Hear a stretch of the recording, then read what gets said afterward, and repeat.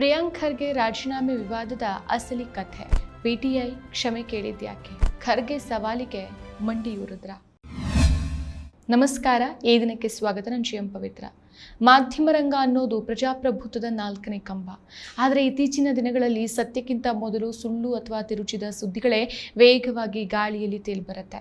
ಸಾರ್ವಜನಿಕರಲ್ಲಿ ಗೊಂದಲವನ್ನು ಮೂಡಿಸಿ ರಾಜಕೀಯ ಲಾಭವನ್ನು ಗಿಟ್ಟಿಸ್ಕೊಳ್ಳೋಕೆ ಹಾಗೂ ಸಮಾಜದಲ್ಲಿ ಸೃಷ್ಟಿಯಾಗುವಂಥ ಸಣ್ಣ ಕಿಡಿಗೆ ಬೆಂಕಿ ಹಚ್ಚೋಕೆ ಕೆಲವು ಮಾಧ್ಯಮಗಳು ಹೇಗೆ ಕೆಲಸ ಮಾಡುತ್ತೆ ಅನ್ನೋದಕ್ಕೆ ಇತ್ತೀಚೆಗೆ ನಡೆದಂಥ ಒಂದು ಘಟನೆಯೇ ಸಾಕ್ಷಿ.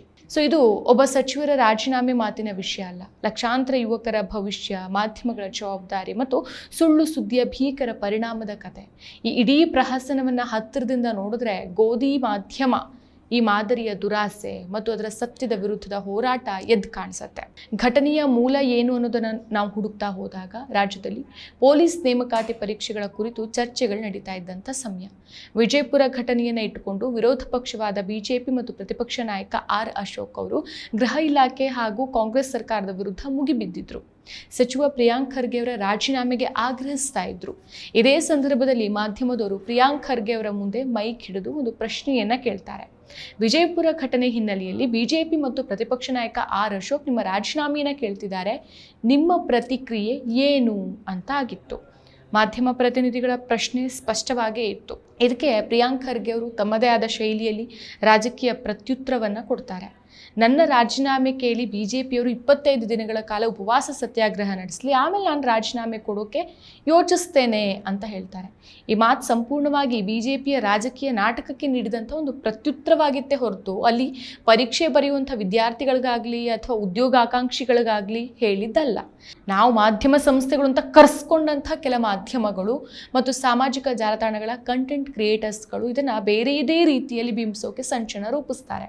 ಪರೀಕ್ಷೆ ಬರೆಯುವಂಥ ವಿದ್ಯಾರ್ಥಿಗಳಿಗೆ ಖರ್ಗೆ ಸವಾಲು ಹಾಕಿದ್ದಾರೆ, ವಿದ್ಯಾರ್ಥಿಗಳ ಪ್ರತಿಭಟನೆಗೆ ಬೆಲೆ ನೀಡದೆ ರಾಜೀನಾಮೆ ಕೊಡೋದಿಲ್ಲ ಅಂತ ಹೇಳಿದ್ದಾರೆ ಎಂಬಂತ ಅರ್ಧ ಸತ್ಯವನ್ನ ತಿರುಚಿದ ವಿಡಿಯೋ ತುಣುಕನ್ನು ಹರಡೋಕೆ ಶುರು ಮಾಡ್ತಾರೆ. ವರ್ಷಗಟ್ಟಲೆ ಹಗಲು ರಾತ್ರಿ ಕಷ್ಟಪಟ್ಟು ಓದಿ ಸರ್ಕಾರಿ ಹುದ್ದೆ ಕನಸು ಕಾಣ್ತಾ ಇರುವಂಥ ಲಕ್ಷಾಂತರ ಯುವಕ ಯುವತಿಯರಿದ್ದಾರೆ. ಇಂಥ ಸೂಕ್ಷ್ಮ ಸಮಯದಲ್ಲಿ ಮಾಧ್ಯಮಗಳು ಹರಡಿದಂಥ ಈ ಸುಳ್ಳು ಸುದ್ದಿ ಪರೀಕ್ಷಾರ್ಥಿಗಳಲ್ಲಿ ಆತಂಕ ಮತ್ತು ಗೊಂದಲವನ್ನು ಸೃಷ್ಟಿ ಮಾಡುತ್ತೆ. ಸರ್ಕಾರದ ವರ್ಚಸ್ಸಿಗೆ ಧಕ್ಕೆ ತರೋದಷ್ಟೇ ಅಲ್ಲ, ಯುವಜನರ ನಂಬಿಕೆಯನ್ನ ಕದಡೋ ಯತ್ನ ಇದಾಗಿತ್ತು. ಈ ಗಂಭೀರ ಸ್ಥಿತಿಯನ್ನು ಗಮನಿಸಿದಂಥ ಪ್ರಿಯಾಂಕ್ ಖರ್ಗೆ ಅವರು ತಕ್ಷಣವೇ ಗೃಹ ಇಲಾಖೆಯ ಉನ್ನತ ಅಧಿಕಾರಿಗಳಿಗೆ ಸೂಚನೆಯನ್ನ ಕೊಡ್ತಾರೆ. ನನ್ನ ಹೇಳಿಕೆಯನ್ನು ದುರುದ್ದೇಶಪೂರ್ವಕವಾಗಿ ತಿರುಚಿ ಸಾರ್ವಜನಿಕರಲ್ಲಿ ಗೊಂದಲ ಮೂಡಿಸಿದ ಸುದ್ದಿ ಸಂಸ್ಥೆಗಳು ಹಾಗೂ ವ್ಯಕ್ತಿಗಳ ವಿರುದ್ಧ ಸೂಕ್ತ ತನಿಖೆ ನಡೆಸಿ ಕಾನೂನು ಕ್ರಮ ಕೈಗೊಳ್ಳಬೇಕು ಅಂತ ಹೇಳ್ತಾರೆ. ಖರ್ಗೆ ಅವರು ಪತ್ರಿಕಾಗೋಷ್ಠಿ ಹಾಗೂ ತಮ್ಮ ಸಾಮಾಜಿಕ ಜಾಲತಾಣ ಎಕ್ಸ್ ಖಾತೆಯಲ್ಲಿ ಬಿಜೆಪಿ ಹಾಗೂ ಮಾಧ್ಯಮಗಳ ಬಣ್ಣವನ್ನ ಬಯಲು ಮಾಡ್ತಾರೆ. 100% ಶುದ್ಧ ಶ್ರೀಗಂಧ ಎಣ್ಣೆಯಿಂದ ತಯಾರಾಗಿದೆ, ಅಸಲಿ ಉತ್ತಮಿಕೆಯನ್ನು ಹೊಂದಿದೆ. ಮೈಸೂರು ಸ್ಯಾಂಡಲ್ ಸೋಪ್, ನನ್ನ ರಾಯಲ್ ಬ್ಯೂಟಿ ರಿಚುವಲ್. PSI ನೇಮಕಾತಿ ಹಗರಣ ನಡೆದಿದ್ದು ಯಾರ ಅವಧಿಯಲ್ಲಿ? ಬಿಜೆಪಿಯ ಆಡಳಿತದ ಅವಧಿಯಲ್ಲಿ ವಿಧಾನಸೌಧವನ್ನ ವ್ಯಾಪಾರ ಸೌಧವನ್ನಾಗಿ ಮಾಡಿದ್ರು. ಆದರೆ ನಮ್ಮ ಕಾಂಗ್ರೆಸ್ ಸರ್ಕಾರ ನಡೆಸುವಂತಹ ಪ್ರತಿಯೊಂದು ನೇಮಕಾತಿ ಪರೀಕ್ಷೆಯಲ್ಲೂ ಪಾರದರ್ಶಕತೆ, ಹೊಣೆಗಾರಿಕೆ ಮತ್ತು ನ್ಯಾಯಸಮ್ಮತತೆಯನ್ನು ಕಾಪಾಡೋಕೆ ಬದ್ಧವಾಗಿದೆ ಅಂತ ತಿರುಗೇಟ್ಕೊಡ್ತಾರೆ. ಅಷ್ಟೇ ಅಲ್ಲ, ಸಚಿವರು ಸ್ಪಷ್ಟವಾಗಿ ಹೇಳ್ತಾರೆ, ಸುಳ್ಳು ಸುದ್ದಿಯನ್ನು ಹರಡೋದು ಪತ್ರಿಕೋದ್ಯಮ ಅಲ್ಲ, ಅದು ಜನರನ್ನ ದಾರಿ ತಪ್ಪಿಸುವ ಮತ್ತು ಸಾರ್ವಜನಿಕರ ನಂಬಿಕೆಯನ್ನು ಕುಂದಿಸುವಂಥ ದುರುದ್ದೇಶದ ತಪ್ಪು ಮಾಹಿತಿ ಅಂತ ಹೇಳ್ತಾರೆ. ತಮ್ಮ ವಿರುದ್ಧ ನಡೀತಾ ಇದ್ದಂಥ ಈ ಅಪಪ್ರಚಾರಕ್ಕೆ ಖರ್ಗೆ ಅವರು ಸಾಮಾಜಿಕ ಜಾಲತಾಣದಲ್ಲಿ ತಕ್ಕ ಉತ್ತರವನ್ನು ಕೊಡ್ತಾರೆ, ಮಾಧ್ಯಮಗಳಿಗೆ ಸವಾಲನ್ನು ಹಾಕ್ತಾರೆ. ದಯವಿಟ್ಟು ಸಂಪೂರ್ಣ ಸಂಭಾಷಣೆಯನ್ನು ಜನರ ಮುಂದೆ ಇಡಿ. ನನ್ನ ಮುಂದೆ ಮೈಕ್ ಹಿಡಿಯೋ ಮೊದಲು ನೀವೇನು ಮಾತುಕತೆ ನಡೀತು? ಯಾವ ವಿದ್ಯಾರ್ಥಿಗಳು ನನ್ನ ರಾಜೀನಾಮೆಯನ್ನು ಕೇಳಿದ್ರು? ರಾಜೀನಾಮೆ ಕೇಳಿದ ಬಿಜೆಪಿ, ಅದಕ್ಕೆ ನಾನು ಉತ್ತರಿಸಿದೆ. ಕನ್ನಡ ಹಾಗೂ ರಾಷ್ಟ್ರೀಯ ಮಾಧ್ಯಮಗಳು ಸಂಪೂರ್ಣ ಹೇಳಿಕೆಯನ್ನು ದಾಖಲಿಸಿದ್ರು, ಕೆಲವರು ಮಾತ್ರ ಆಯ್ದ ಭಾಗಗಳನ್ನು ತಿರುಚಿ ಬಿಂಬಿಸಿದ್ದಾರೆ.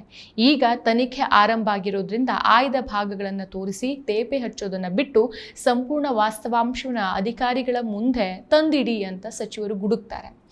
ಪ್ರಿಯಾಂಕ್ ಖರ್ಗೆ ಅವರ ಕಠಿಣ ನಿಲುವು ಮತ್ತು ಕಾನೂನು ಹೋರಾಟ ನಡೆಯುತ್ತೆ ಅಂತ ಗೊತ್ತಾದಾಗ ಸತ್ಯದ ಹೊರಬರುತ್ತೆ ಅನ್ನೋದು ದೇಶದ ಪ್ರತಿಷ್ಠಿತ ಸುದ್ದಿ ಸಂಸ್ಥೆಯಾದ PTI. ಈ PTI ಫುಲ್ ಫಾರ್ಮ್ ಏನು ಗೊತ್ತಾ? ಪ್ರೆಸ್ ಟ್ರಸ್ಟ್ ಆಫ್ ಇಂಡಿಯಾ ಅಂತ. ಸೊ ಇವರು ತಾನು ಮಾಡಿದಂಥ ತಪ್ಪನ್ನು ಒಪ್ಕೊಳ್ಳೇಬೇಕಾಯಿತು. ಸಚಿವರ ಹೇಳಿಕೆಯನ್ನ ತಪ್ಪಾಗಿ ಅರ್ಥೈಸಿ ಸುದ್ದಿಯನ್ನು ಹಂಚಿಕೊಂಡಿದ್ದಕ್ಕಾಗಿ PTI ಸಂಸ್ಥೆ ಪ್ರಿಯಾಂಕ್ ಖರ್ಗೆ ಅವರಿಗೆ ಬಹಿರಂಗವಾಗಿ ಕ್ಷಮೆ ಯಾಚಿಸಿತು.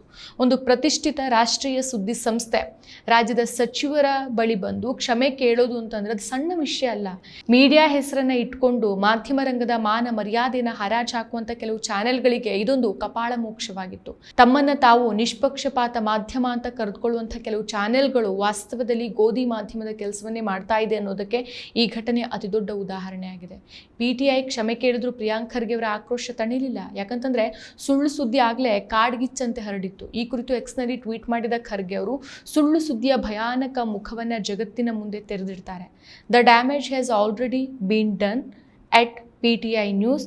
What is the use of your apology? ಅಂದರೆ ಹಾನಿ ಈಗಾಗಲೇ ನಡೆದು ಹೋಗ್ಬಿಟ್ಟಿದೆ PTI ಅವರೇ, ಈಗ ನಿಮ್ಮ ಕ್ಷಮೆಯಾಚನೆಯಿಂದ ಏನು ಪ್ರಯೋಜನ ಅಂತ ಹೇಳ್ತಾರೆ. ಹಾಗೆ ಮುಂದುವರೆದು ಬರೀತಾರೆ, ಈ ತಪ್ಪು ಮಾಹಿತಿಯನ್ನು ಕೇವಲ ರಾಜಕೀಯ ಪಕ್ಷಗಳು ಮಾತ್ರ ಹರಡಲಿಲ್ಲ, ಸಾಮಾಜಿಕ ಜಾಲತಾಣದಲ್ಲಿರುವಂಥ ಲಕ್ಷಾಂತರ ಫಾಲೋವರ್ಸ್ ಹೊಂದಿರುವಂಥ ಸ್ವತಂತ್ರ ಕಂಟೆಂಟ್ ಕ್ರಿಯೇಟರ್ಸ್ಗಳು, ಫಾರ್ ಎಕ್ಸಾಂಪಲ್ ಲಕ್ಷ್ಯ ಸ್ಪೀಕ್ಸ್ನಂಥವರು ಸಹ ಇದನ್ನು ಪಡೆದುಕೊಂಡು ಇನ್ನಷ್ಟು ಹರಡಿದ್ರು.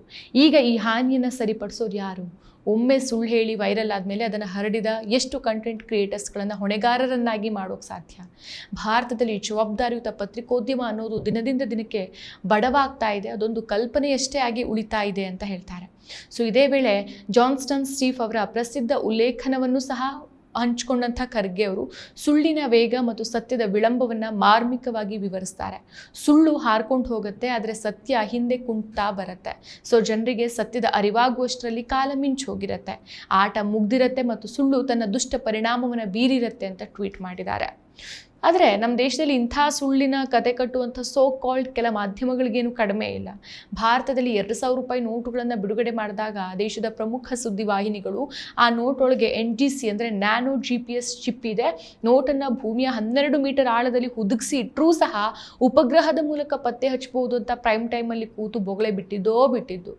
ರಿಸರ್ವ್ ಬ್ಯಾಂಕ್ ಕೊನೆಗೆ ಸ್ಪಷ್ಟನೆ ಕೊಡಬೇಕಾಗಿ ಬಂತು, ಯಾವುದೇ ನೋಟಲ್ಲೂ ಚಿಪ್ ಇಲ್ಲ ಅಂತ. ಸೊ ಸುಳ್ಳಿಗೆ ರೆಕ್ಕೆಗಳು ಹೆಚ್ಚು, ಆದರೆ ಸತ್ಯಕ್ಕೆ ಗಟ್ಟಿ ನೆಲ ಇರುತ್ತೆ ಅಷ್ಟೇ.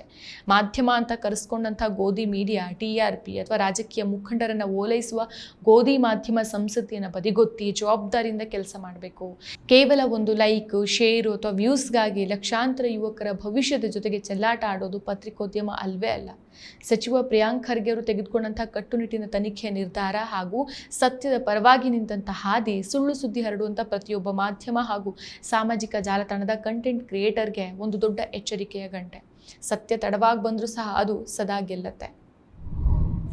ಮತ್ತಷ್ಟು ವಿಶೇಷ ವಿಡಿಯೋಗಳನ್ನು ನೋಡಲು ಮತ್ತು ಹೊಸ ವಿಡಿಯೋಗಳ ಬಗ್ಗೆ ತಿಳಿಯಲು ಈ ದಿನ .com ಯೂಟ್ಯೂಬ್ ಚಾನೆಲ್ ಸಬ್ಸ್ಕ್ರೈಬ್ ಮಾಡಿ ಮತ್ತು ಬೆಲ್ ಐಕಾನ್ ಕ್ಲಿಕ್ ಮಾಡಿ.